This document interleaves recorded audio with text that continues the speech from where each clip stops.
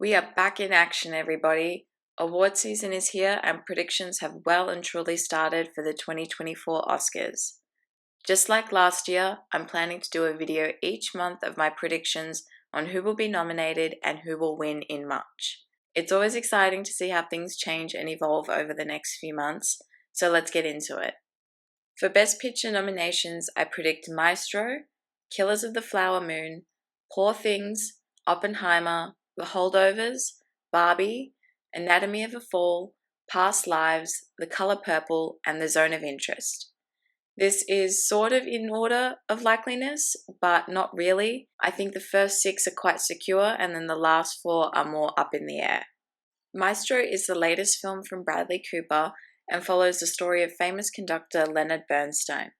The trailer recently came out and it is the most exquisite Oscar bait that I have seen in a while. It ticks all the boxes: story set in the past, story about a real person, major physical transformations from the main actors. I have no doubt it will be nominated. Killers of the Flower Moon from Martin Scorsese is also another certified lock. I haven't seen it yet, but it already feels locked in for Best Picture and a few other categories down the line.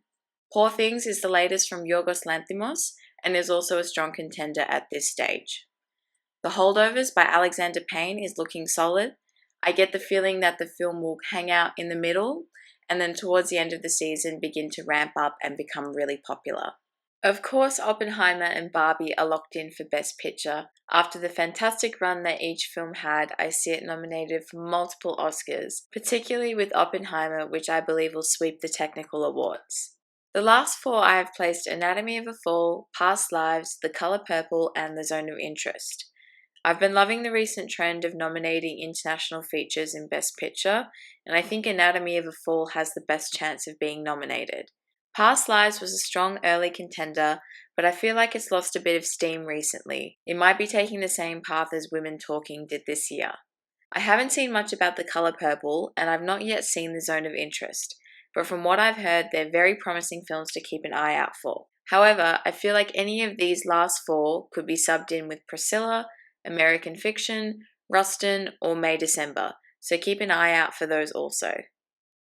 For Best Director, I have Christopher Nolan for Oppenheimer, Martin Scorsese for Killers of the Flower Moon, Yorgos Lanthimos for Poor Things, Greta Gerwig for Barbie, and Alexander Payne for The Holdovers.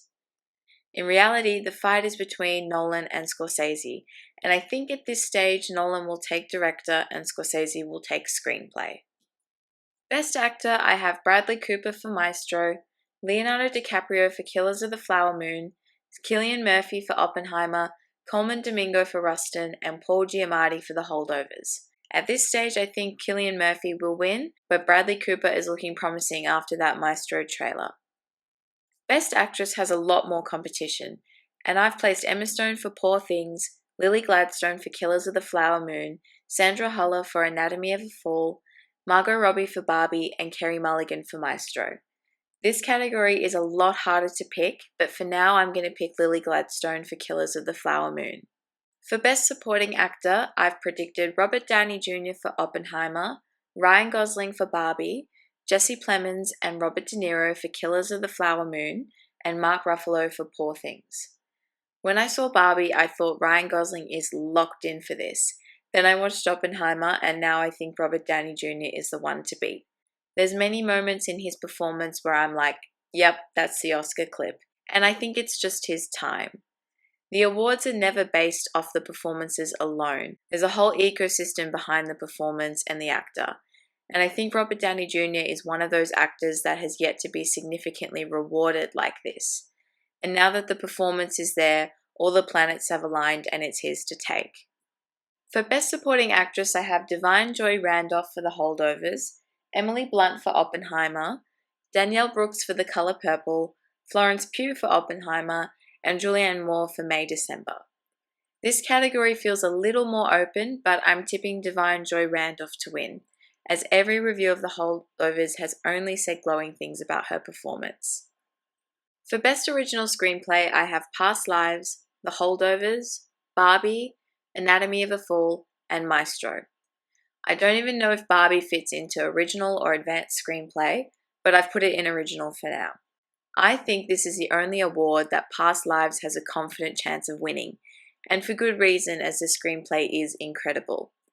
But I wouldn't be surprised if Past Lives loses a little bit of momentum and Holdovers or Maestro picks up their spot. For Best Adapted Screenplay, I have Killers of the Flower Moon, Oppenheimer, Poor Things, Priscilla, and The Zone of Interest. As I mentioned, I think this is Killers of the Flower Moons to take, but it could go to Oppenheimer depending on how the Academy splits its love between Scorsese and Nolan.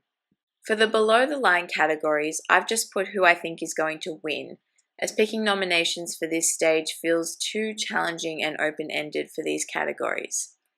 But for cinematography, I'm picking Oppenheimer, production design goes to Barbie, international feature goes to Anatomy of a Fall, but I'm really excited to see what other films will be in that category. Animated feature goes to The Boy and the Heron, Hayao Miyazaki's new film.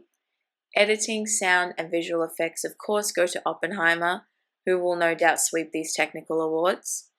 Costuming and makeup and hairstyling, I'm predicting Priscilla, mainly because I want to and I love Sofia Coppola. However, I'm aware that Barbie may take at least one of these. Documentary feature goes to Still, a Michael J. Fox movie. Score goes to Oppenheimer, but I would love for it to be an upset and go to Monster. And song is I'm Just Ken from Barbie, because why wouldn't it be? As always, documentary short and short film live action and animated are the only categories I never know anything about, so I just pick whatever others are picking for these. And there are my October predictions for the 2024 Oscars. I feel like we've got a really strong group of contenders this year for award season, and I'm very excited to see how it all comes together. Please let me know your thoughts and predictions in the comments below, and thank you for listening.